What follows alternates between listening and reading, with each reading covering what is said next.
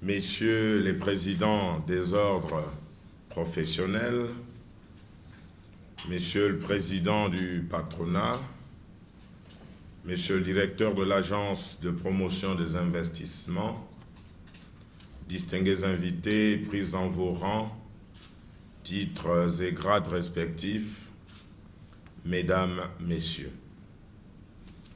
Je voudrais, à l'orée de mon propos, dire toute ma gratitude au peuple béninois, à son illustre chef, son Excellence Monsieur le Président Patrice Talon et à tout son gouvernement pour la chaleur de l'accueil et les facilités mises en place pour une organisation réussie de la présente cérémonie.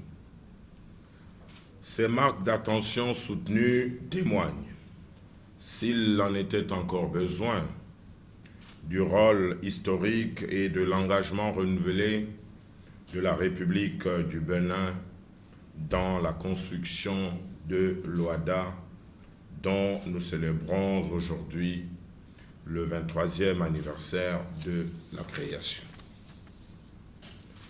23 années se sont en effet écoulées depuis que, le 17 octobre 1993, nos chefs d'État signaient à Port-Louis le traité fondateur de notre commune organisation.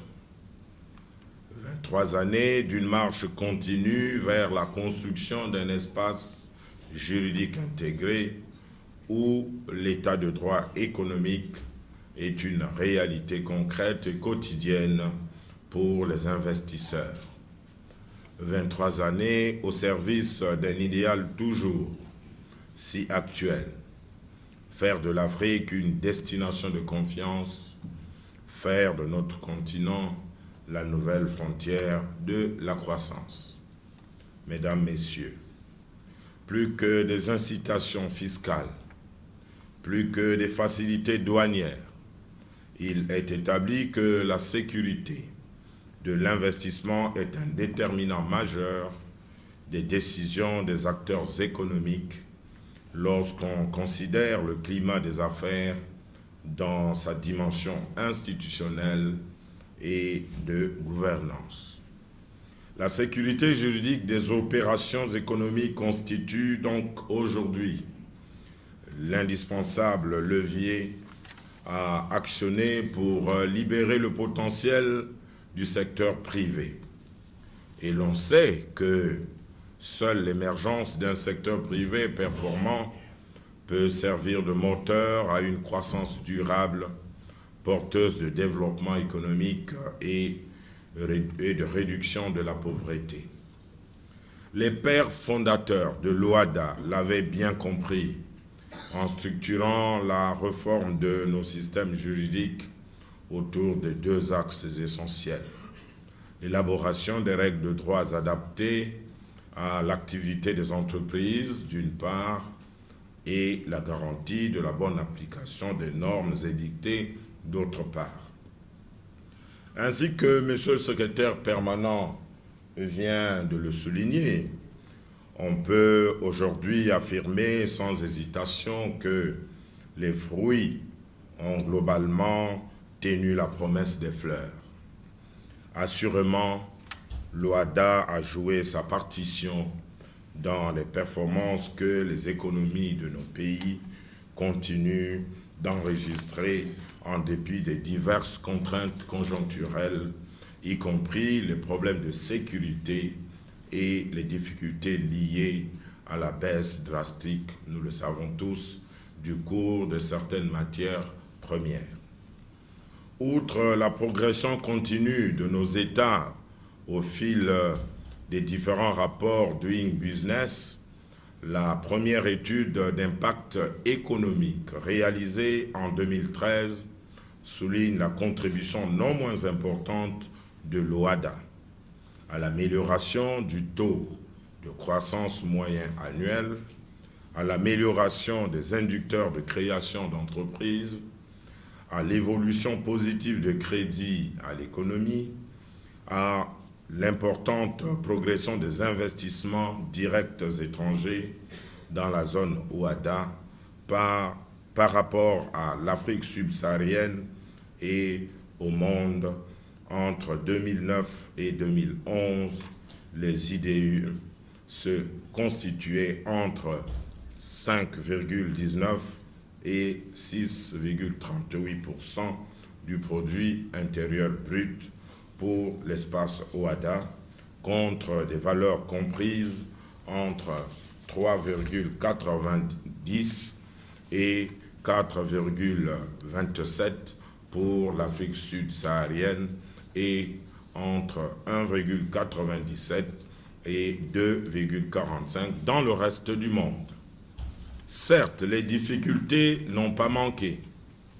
Je pense notamment aux problèmes liés à la mise en œuvre du mécanisme de financement autonome de l'organisation, dont l'inefficacité ou l'ineffectivité entrave l'exécution en temps voulu des activités programmées. Je profite de cette tribune pour annoncer solennellement que la République du Congo, qui jadis appliquait scrupuleusement le mécanisme de financement autonome de l'OHADA, s'emploie à le remettre sur les rails. Le Congo entend ainsi respecter la lettre et l'esprit du règlement numéro 002/2003/CM du 18 octobre 2003 relatif au mécanisme de financement autonome de l'OHADA, mais aussi observer les prescriptions réitérées de nos chefs d'État sur cette question. Mesdames, Messieurs, au-delà du légitime satisfecit que peut inspirer le bilan de 23 années d'existence de l'OHADA, les hautes directives données par la conférence des chefs d'État et de gouvernement au terme de sa réunion tenue à Ouagadougou le 17 octobre 2013 balisent les axes de progression assignés à notre commune organisation. À cet égard, je me réjouis de l'état d'avancement du projet de révision de l'acte uniforme portant organisation et harmonisation des comptabilités des entreprises dont nos chefs d'État avaient instruit l'actualisation afin d'en faire l'unique référentiel comptable en vigueur dans tous les États membres de l'OHADA. La République du Congo tient fermement la main à ce que le processus de révision aboutisse avant la fin de l'année calendaire en cours. Bien sûr, les autres chantiers d'actualisation de nos textes doivent être poursuivis diligemment, en phase avec les exigences de la vie des affaires. L'informatisation tant attendue du registre du commerce et du crédit immobilier doit également devenir, quant à elle, une réalité à très brève échéance. Je voudrais à ce sujet féliciter Monsieur le secrétaire permanent pour la disponibilité de la solution logicielle requise pour ce faire et le groupe de la Banque mondiale pour son appui déterminant à la fourniture des équipements nécessaires à l'installation effective dans nos États.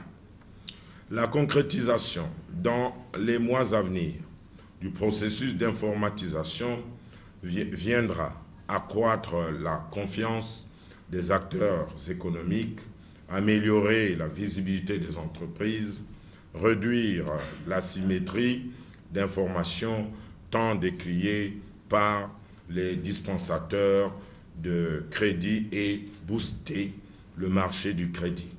C'est donc un véritable regain de vitalité qui s'annonce pour l'OHADA et son système juridique, mais aussi pour les entrepreneurs et les prêteurs dans un environnement qui reste marqué par le paradoxe de la difficulté d'accès au crédit dans un contexte pourtant de surliquidité bancaire. L'opérationnalisation effective du multilinguisme constitue enfin une autre question qui ne saurait être différée trop longtemps.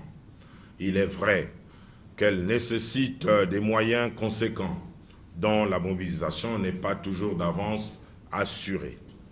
C'est pour moi l'occasion de remercier encore une fois le groupe de la Banque mondiale qui a accepté de financer la traduction de tous les textes de l'OHADA en langue anglaise et d'exprimer la gratitude du Conseil des ministres à tous nos partenaires techniques et financiers qui soutiennent l'action de l'OHADA. C'est également le lieu de rappeler que les fonds mobilisés au profit de l'OHADA, au prix des sacrifices de nos concitoyens et des efforts de nos partenaires, doivent être utilisés avec efficience, conformément à leur destination. S'il était nécessaire de le souligner ici, je rappellerai que les fonds de l'OHADA sont des deniers publics et les deniers publics sont des fonds sacrés qu'il ne faut manipuler qu'en tremblant.